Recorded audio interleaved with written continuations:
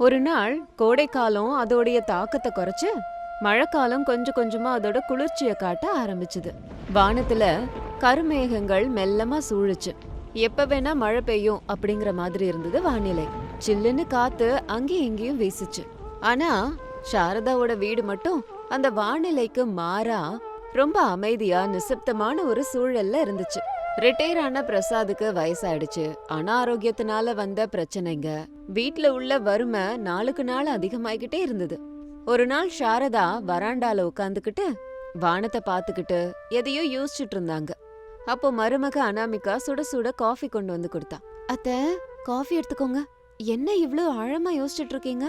வானிலை நல்லா குளிர்ச்சியா இருக்கு. இந்த நேரத்துல காஃபி குடிச்சா ரொம்ப நல்லா இருக்கும். என்ன சொல்றதுமா, வீட்ல உள்ள சூழல் உனக்கு தெரியுமில்ல.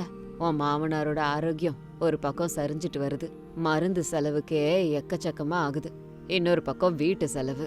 இந்த மழை நாள் ஆரம்பிச்சிட்டாலே கஷ்ட காலமும் ஆரம்பிச்சிரும். மேல் கூரை ஒழுக ஆரம்பிச்சிரும். கேஸ் விலையோ அதிகமாயிட்டே போகுது. கரண்ட் பில்லும் அப்படிதான். இந்த பிரச்சனைகள்ல இருந்து எப்படி வெளியே வர்றதுன்னே புரியலம்மா. ரமேஷ், சுரேஷ், அருண் 3 பேரும் ஆபீஸ் வேலையை முடிச்சிட்டு வந்தாங்க. 3 பேரோட முகத்துல நாள் முழுக்க வேலை செஞ்ச களைப்பு, டிராஃபிக் டென்ஷன் எல்லாம் இருந்துச்சு. அம்மா, இன்னைக்கு ஆஃபீஸில் ஏகப்பட்ட வேலை. ப்ராஜெக்ட் டெட்லைன் வந்ததுனால ஒரே டென்ஷன், தலைவலியா இருக்கு. கொஞ்சம் தண்ணி கிடைக்குமா? எனக்கு அதே டென்ஷன் தான். மழை வேற பெய்யுது, போயிட்டு வர கஷ்டமா இருக்கும். ரோடெல்லாம் ஒரே தண்ணியா இருக்கு.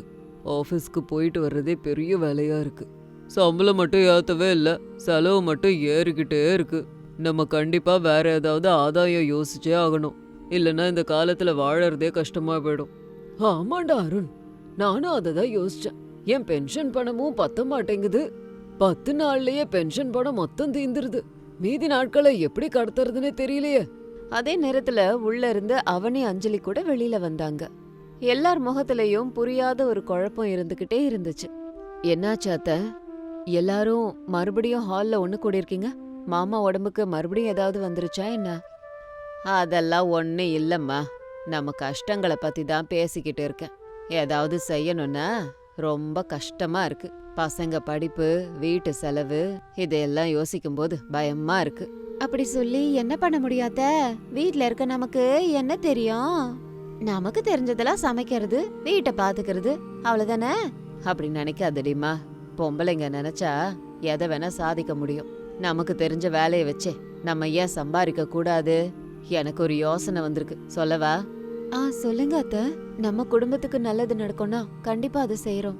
நம்ம வீட்டு தோட்டத்துல நிறைய பீர்க்கங்கா இருக்கு. நம்ம பெருசா கஷ்டப்படலனாலும் தினம் ஒரு 25 பீர்க்கங்காவது கிடைக்குது. பூச்சி மருந்து போடாத சுத்தமான பீர்க்கங்கா. அதை வச்சு நம்ம ஏன் பஜ்ஜி போட்டு வியாபாரம் பண்ணக்கூடாது? இந்த குளிர்காலம், மழை காலத்துல சாயந்தர வேளையில சுட சுட பஜ்ஜி சாப்பிட எல்லாருக்கும் பிடிக்கும் இல்லையா? பீர்க்கங்கா பஜ்ஜின்னா எல்லாருக்கும் பிடிக்குமே அப்படின்னு சொன்னதும் எல்லாரும் ஆச்சரியமா பார்த்துட்டு இருந்தாங்க. கொஞ்ச நேரம் எல்லாரும் அமைதியா இருந்தாங்க. பஜ்ஜி வியாபாரமா? அத எங்களுக்கு கொஞ்சம் ஒரு மாதிரியா இருக்கே. நாங்க வீட்ல இருக்கவங்க ரோட்ல வந்து பஜ்ஜி விக்கணும்னா எங்க வீட்ல இருக்கிறவங்களா என்ன நினைப்பாங்க? ஆமா அத்த, நிஜமாவே வெக்கமா இருக்கும். எங்க சொந்தக்காரங்க பார்த்தா என்ன நினைப்பாங்க? மானம் போயிடுமே. ஆமாம்மா, அவங்க சொல்றதும் நிஜம்தான் இல்ல. கொஞ்சம் யோசிச்சு பாரு. இந்த ஊர்ல நமக்குன்னு ஒரு கௌரவம் இருக்கு. ரோட்ல பஜ்ஜி வித்தோம்னா வியாபாரம்னா சின்ன விஷயம் இல்ல. எவ்வளவு பெரிய வேலை. பொருள் வாங்கணும், மாவு கலக்கணும், மணிக்கணக்கா நின்னு பஜ்ஜிய விக்கணும். பெண்களுக்கு அதெல்லாம் ரொம்ப சிரமமா. அதெல்லாம் நம்மளால முடியாதுமா. வேற ஏதாவது வழிய சொல்லுங்க. என்னடா இப்படி சொல்லிட்டீங்க? கஷ்டப்படாம பிரதிபலன் எப்படி கிடைக்கும்? கஷ்டப்பட்டு உழைக்கணுங்கிற இதுல வெக்கம் எங்க கிடக்குது? கடனை வாங்கி மானத்தை விடுறத விட கஷ்டப்பட்டு சம்பாதிக்கிறது எவ்வளோ மேல். வேலையில சின்னது பெருசுன்னெல்லாம் ஒண்ணும் இல்ல. அத்தை சொல்றது 100க்கு 100 உண்மைதான். அவனி, அஞ்சலி, இதுல தப்பு ஒண்ணும் இல்ல. நம்ம கஷ்டத்தை நம்பி நம்ம பிழைக்கிறோம். யாருக்கிட்டையும் கைய நீட்ட வேண்டியதில்லைல்ல. நம்ம தோட்டத்துல பீர்க்கங்கா நிறைய அளவுல காய்க்குது. வெளி பஜ்ஜிகளை விட நம்மளே நல்ல ருசியா செய்வோம். குவாலிட்டில காம்ப்ரமைஸ் ஆகாம செஞ்சோம்னா நிறைய பேரு நம்ம கிட்ட வருவாங்க.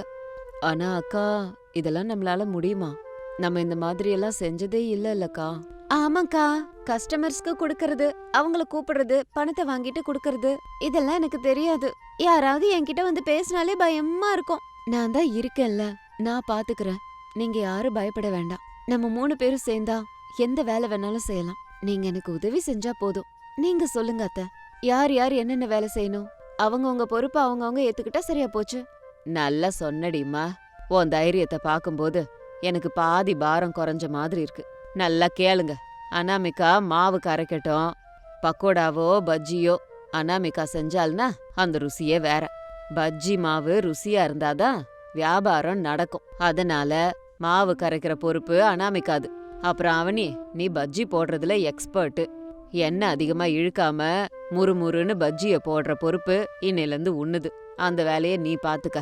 அப்புறம் அஞ்சலி, வர்ற கஸ்டமர் மனசு நோகாம பேசணும். அவங்களுக்கு தேவையான பஜ்ஜிய எத்தனை வேணும் என்ன வேணும்னு கேட்கணும்.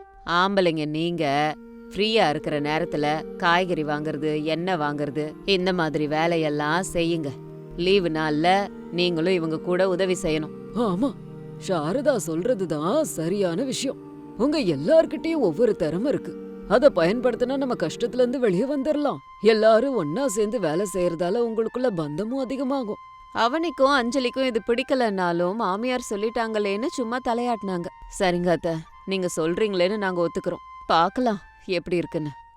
நான் கூட சரின்னு சொல்றேன். அக்காவே எல்லா வேலையும் பாத்துக்குதுன்னா எங்களுக்கு பிரச்சனை இல்ல. பாத்தீங்களா அத்த, எல்லாரும் ஒத்துக்கிட்டாங்க. நாளையில இருந்து நம்ம வியாபாரத்தை ஆரம்பிச்சிடலாம். இன்னைக்கு சாயந்தரமே போய் தேவையான பொருள் எல்லாம் வாங்கிட்டு வரலாம். அப்படி நினைச்சிட்டு இருக்கும்போது மறுநாள் சாயந்தரம் வீட்டு முன்னாடி இருந்த சின்ன காலி இடத்துல சின்னதா ஏற்பாடு பண்ணாங்க. அதுக்கு மேல ஒரு டென்ட் கூட வச்சாங்க. மருமகள்களின் பீர்க்கங்காய் பஜ்ஜி அப்படின்னு போர்டை கூட எடுத்துட்டு வந்து அங்க வச்சாங்க.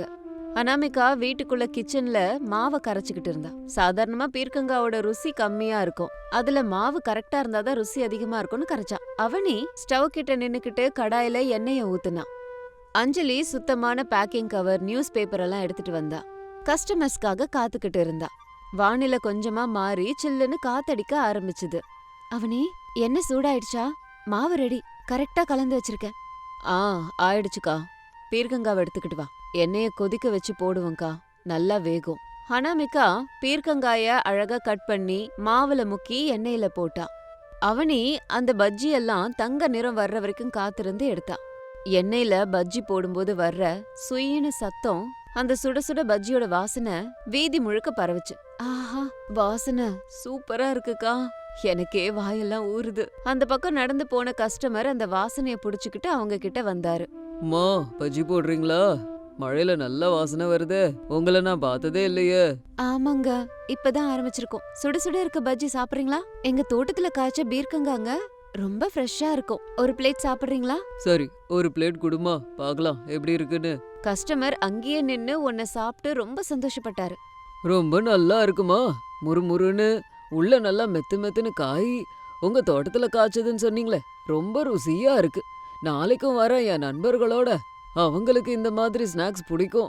ரொம்ப தேங்க்ஸுங்க, கண்டிப்பா வாங்க. முதல் கஸ்டமர் சந்தோஷமா போனதும் 3 மருமகள்களுக்கும் அது ஒரு உற்சாகத்தையும் சந்தோஷத்தையும் கொடுத்தது. அன்னைக்கு மழை பெஞ்சா கூட பஜ்ஜியோட வாசனை நிறைய கஸ்டமர்ஸை இழுத்துட்டு வந்தது. சிலர் பேக் பண்ணி எடுத்துட்டு போனாங்க. வியாபாரம் ரொம்ப நல்லபடியா போயிட்டு இருந்தது. ராத்திரி எல்லாரும் உட்கார்ந்துகிட்டு அவங்களுக்கு வந்த லாபத்தை எண்ணிக்கிட்டு இருந்தாங்க. அத்த, இன்னைக்கு நம்மளோட முதலீடு போக நிறைய லாபம் கிடைச்சிருக்கு. முதல் நாளே இவ்ளோ ரெஸ்பான்ஸ் வரும்னு நான் நினைக்கவே இல்ல. நான் தான் சொன்னேன்ல, நம்ம கஷ்டம் வீணா போகாதுன்னு. எனக்கு ரொம்ப ஆனந்தமா இருக்குமா. உண்மைதான் அத்த, நான் கூட ஆரம்பத்துல கொஞ்சம் பயந்துதான். யாரும் வரமாட்டாங்க, மாவெல்லாம் வீணா போக போகுதுன்னு லைட்டா நினைச்சேன். நான் கூட. ஆனா கஸ்டமர் வந்து நம்ம பஜ்ஜிய சாப்பிட்டதுக்கு அப்புறம் எனக்கு ரொம்ப ஹாப்பி. என் பயமே போயிடுச்சுன்னா பாருங்களேன். அக்கா, இன்னைக்கு நான் பஜ்ஜி போடலக்கா. நேத்து நிறைய போட்டதுனால கையெல்லாம் பயங்கரமா வலிக்குதுக்கா. இந்த சூடுக்கு முகம் கூட கருக்குது. இன்னைக்கு நீ போடு. என்ன அவனே இது? என்னோட பொறுப்பு மாவு கரைக்கிறது தானே. மாவு கரைக்கிறதும் கஷ்டம் தானே. நீ பஜ்ஜி போடணும். அவங்க வேலையை அவங்க தானேமா பாக்கணும். ஆமாக்கா, நீங்க 2 பேரும் உள்ள இருக்கீங்க. நான் மட்டும் தனியா வெளியில நின்னு கஸ்டமர்ஸ பாக்கணும். இன்னைக்கு நான் பஜ்ஜி போடுறேன், அவனே கஸ்டமர்ஸ பாத்துக்கிட்டோம். நான் கூட பஜ்ஜி போட கத்துக்கிறேன். எனக்கு கஸ்டமர்ஸோட பேசுறதுக்கு வராது. அவங்க ஏதாவது கேட்டாங்கன்னா எனக்கு பதில் சொல்ல தெரியாது. நான் போட மாட்டேன்னா போட மாட்டேன். அப்போ 3 பேருக்கும் நடுவுல ஒரு வாக்குவாதம் வந்துச்சு. பேச்சு சத்தம் அதிகமாச்சு.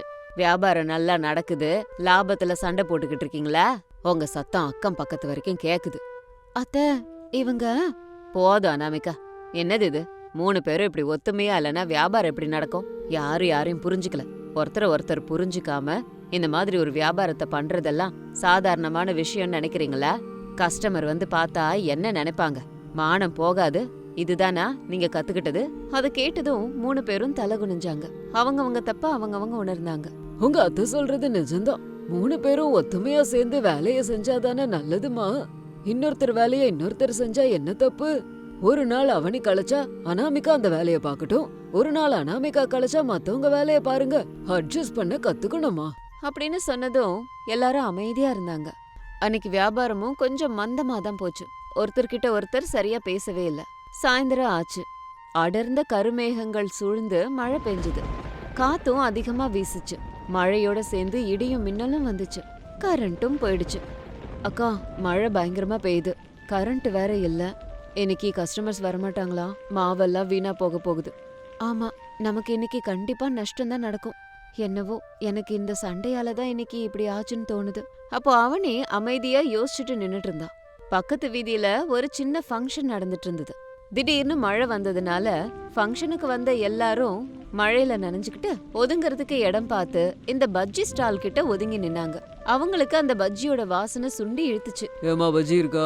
மழைக்கு நல்ல கமகமான வாசனை வருதே. நாங்க ஒரு 25 பேர் இருக்கோம். எங்க எல்லாருக்கும் தருவியா? கண்டிப்பாங்க, கொஞ்சம் வெயிட் பண்ணுங்க, போடுறோம். சுட சுட போட்டு தரோம். அவனி, ஸ்டவ்வை பெருசாக்கு. சீக்கிரமா கடகடன்னு போடு. அஞ்சலி, யார் யாருக்கு எவ்வளவு வேணும்னு கேளு. அவங்க உட்கார்றதுக்கு ஏதாவது போடு. அவனே கொஞ்சம் யோசிச்சு சண்டையெல்லாம் மறந்து வியாபாரத்துல இறங்கினான். அனாமிகா வேகமா மாவை கரைச்சான். பீர்க்கங்காவையும் கட் பண்ணான். அவனி வேக வேகமா பஜ்ஜி போட்டான். அஞ்சலி சந்தோஷமா கஸ்டமர்ஸ் கிட்ட பேசி அவங்க கிட்ட ஆர்டர் வாங்கினான். பஜ்ஜிய பார்சல் பண்ணி கொடுத்தான். மழையால வீட்டுக்குள்ள இருந்த ரமேஷ், சுரேஷ், அருண் கூட வெளியே வந்து அவங்களுக்கு உதவி செஞ்சாங்க. அருண் மெழுகுவத்தியை ஏத்தி வச்சான். ரமேஷும் சுரேஷும் பஜ்ஜியை டிஸ்ட்ரிபியூட் பண்ணிக்கிட்டு இருந்தாங்க.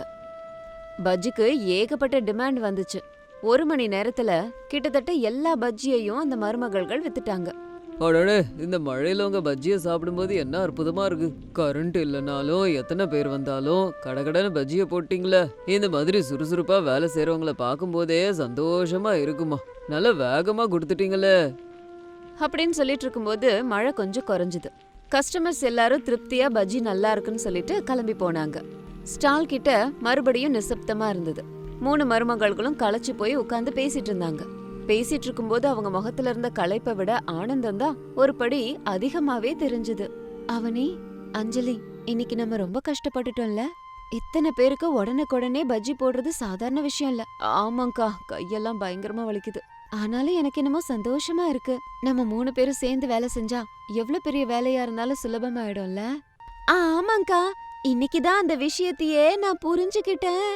நான் மட்டும் கஸ்டமரை ஹேண்டில் பண்றது கஷ்டம். இன்னைக்கு எல்லாரும் ஒண்ணு சேர்ந்து ஜமாய்ச்சிட்டோம். சாரதாவும் பிரசாதும் கூட அந்த இடத்துக்கு வந்தாங்க. மருமகள்கள் சாதிச்ச விஷயத்த பார்த்து சாரதா அவங்கள பாராட்டினாங்க. சாரதா, பாத்தீங்களாம்மா, இததான் சொன்னேன். நீங்க 3 பேரும் வேற வேற வீடு இல்ல, ஒரே குடும்பம். ஒத்துமையா இருந்தீங்கன்னா எப்பேற்பட்ட கஷ்டத்தையும் எதிர்கொள்ளலாம். இன்னைக்கு உங்க வியாபாரம் இவ்ளோ சக்சஸ் ஆகிறதுக்கு உங்க ஒத்துமை தான் காரணமா இருந்தது. எல்லாரோட கடின உழைப்பும் அடங்கும். ஆமாமா, உங்க அத்தை சொன்ன மாதிரி உங்க ஒத்துமை தான் இதுக்கு காரணம். உங்களோட கடின உழைப்பையும் ஒன்னா சேர்ந்து வேலை செஞ்ச வேகத்தையும் பார்த்து எனக்கும் ரொம்ப பெருமையா இருக்கு. நம்ம குடும்பத்துக்கு இனி எந்த பிரச்சனையும் இல்ல.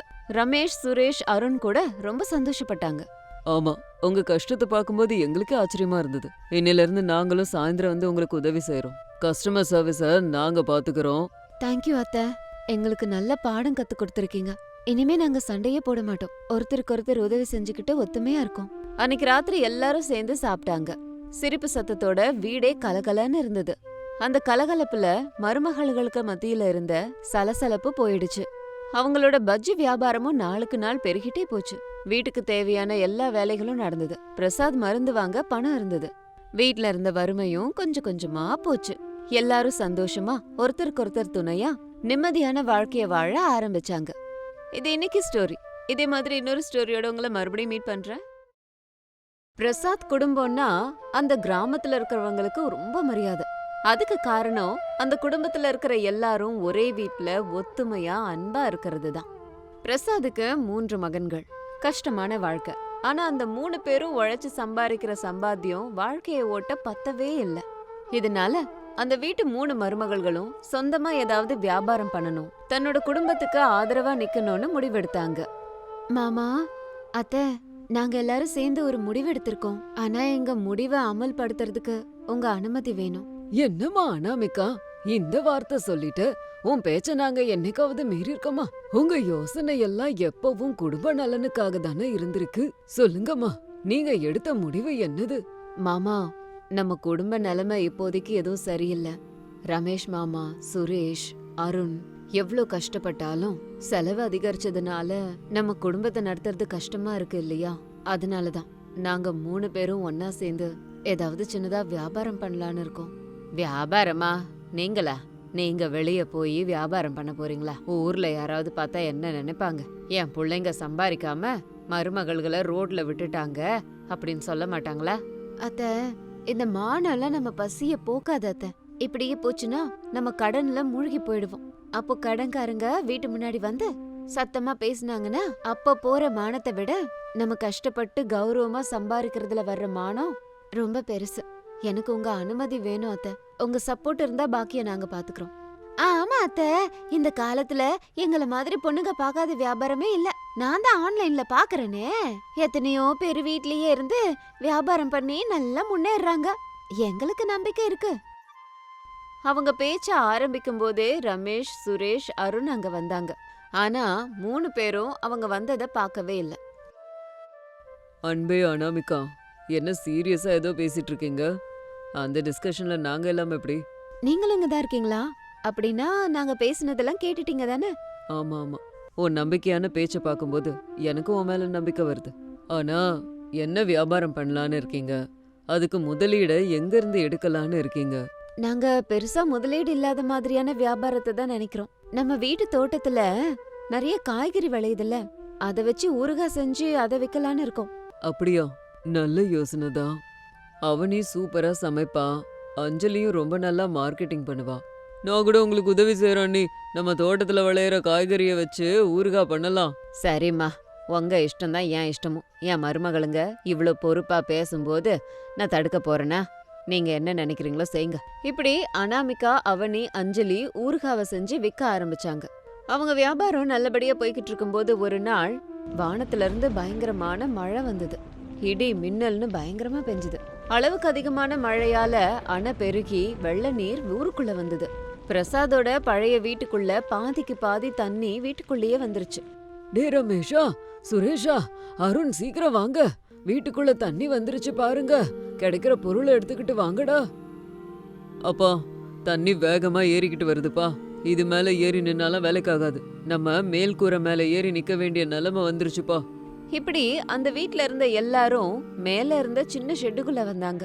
ஐயோ, நம்ம பாத்திரங்கள், நம்ம செஞ்ச ஊறுகாய் எல்லாம் அடிச்சுக்கிட்டு போகுதே.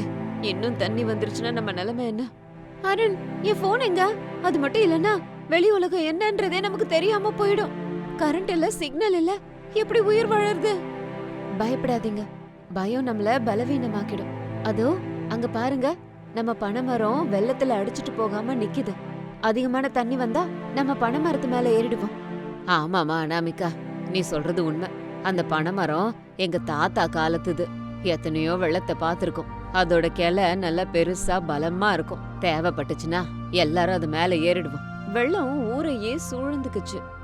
2 நாட்கள் அந்த ஊர் முழுக்க தண்ணியிலேயே ஊறிட்டு இருந்தது. பிரசாதோட குடும்பம் மட்டும் கூரை மேல இருந்த ஷெட்லயே தங்கிட்டாங்க. ஆனா பசி அவங்கள ரொம்ப துன்புறுத்துச்சு. ஆனா அனாமிகா மனசுக்குள்ள எதையாவது யோசிச்சுக்கிட்டே இருந்தா. அவ பனைமரத்து கிளைகளை பார்த்து ஒரு விஷயத்த யோசிச்சா. மாமா, அத்தை, கொஞ்சம் அங்க பாருங்களேன், தண்ணிய ஊத்து பாருங்க. அந்த பனைமரத்துக்கு கீழே இருக்க தண்ணில ஏதோ துள்ற மாதிரி இருக்கு. என்னம்மா அது? கிளை ஏதாவது உடைஞ்சு விழுந்திருக்கும். மாமா, நல்லா பாருங்க, அது கிளையெல்லாம் இல்ல, அது எல்லாமே மீன்கள். அப்படியா? நிஜமாமா நீ சொல்றது? அட, பக்கத்துல குளம் ஒண்ணு இருக்கு. ஆமா மாமா, நீங்க சொல்றது உண்மைதான். குளத்துல இருந்து இங்க வந்திருக்கோம். அந்த மீன்கள் எல்லாம் நம்ம பனைமரத்தை சுத்தியே ஏன் மேயுதுன்னு கவனிச்சுங்களா? அதுங்க ஏன் அங்க சுத்துதுங்கன்னு எனக்கு நல்லா தெரியும் அனாமிகா. பனை மரத்துல இருக்க பனம்பழங்கள்லாம் அந்த மழையில நல்லா வெடிச்சு இருக்கும். அதுல இருக்கிற தித்திப்பு வாசனைக்கு அதை சாப்பிடுறதுக்கு குளத்துல இருக்கிற மீன்கள் எல்லாம் இங்க வந்திருக்கு. என்னது? நிஜமாவே மீன்கள் பனம்பழம் சாப்பிடுமா? சாப்பிடுங்க அவனி. பனம்பழத்தோட வாசனை நிறைய தூரம் வரைக்கும் போகக்கூடியது.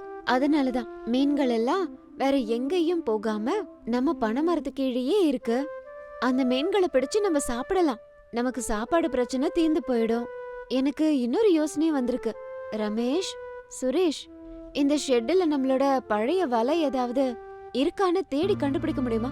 அண்ணி, இந்த ஷெட்டுல பழைய சாக்கு கோணி தான் இருக்கு. அதை வச்சு நம்மளால மீனை பிடிக்க முடியும். ரொம்ப நல்லது அருண்.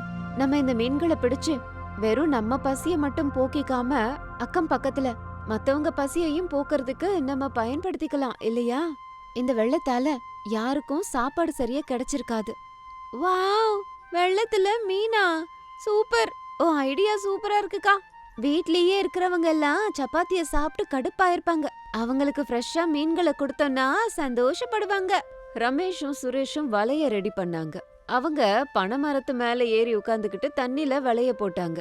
கொஞ்ச நேரத்திலேயே அவங்களுக்கு கூடையில பெரிய பெரிய மீன்கள் கிடைச்சது.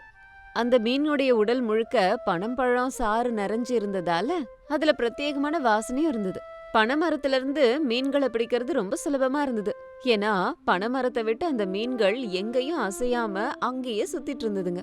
3 மருமகள்களும் சேர்ந்து டெரஸ் மேல ஒரு சின்ன விறகு அடுப்ப செஞ்சு வெள்ளை தண்ணி படாம காஞ்ச விறக வச்சு சமைச்சாங்க.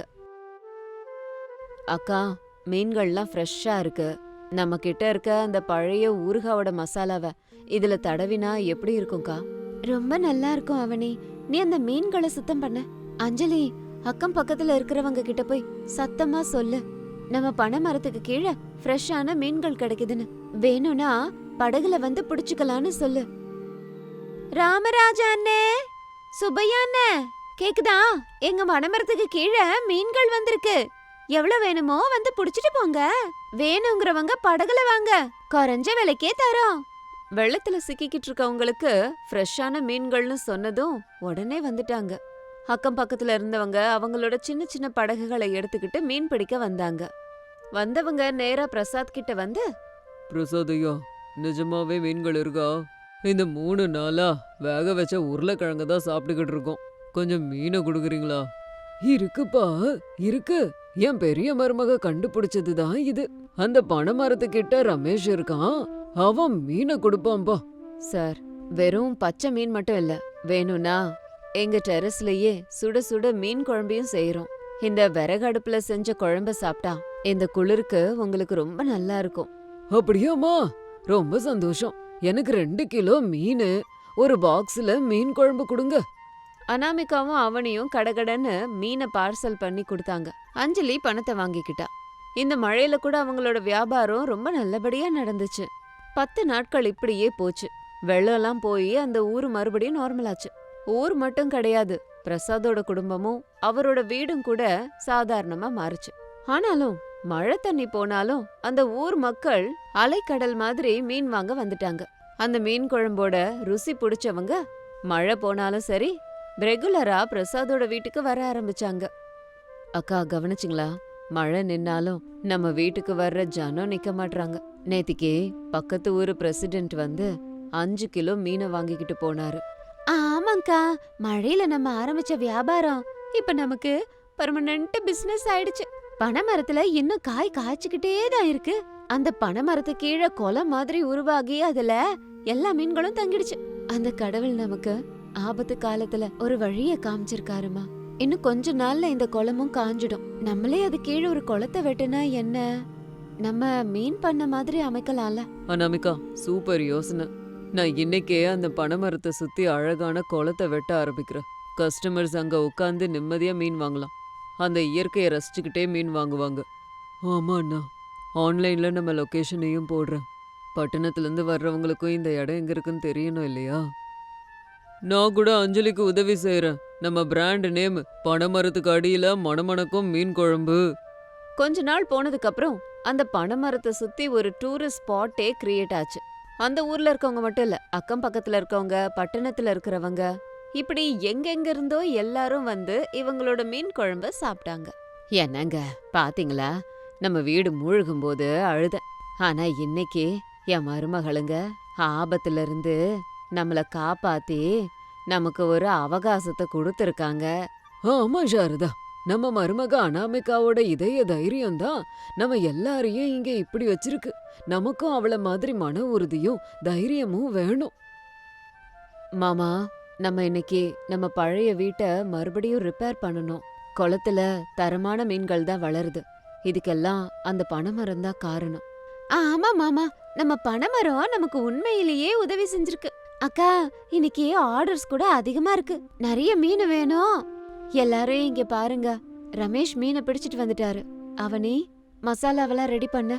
அது மட்டும் இல்ல, நமக்கு எவ்வளவு பணம் வந்தாலும் நம்மளோட நாணயம் மட்டும் குறையவே கூடாது. கஸ்டமர்ஸ்க்கு தரமான மீன் குழம்ப என்னைக்கும் நம்ம கொடுக்கணும்.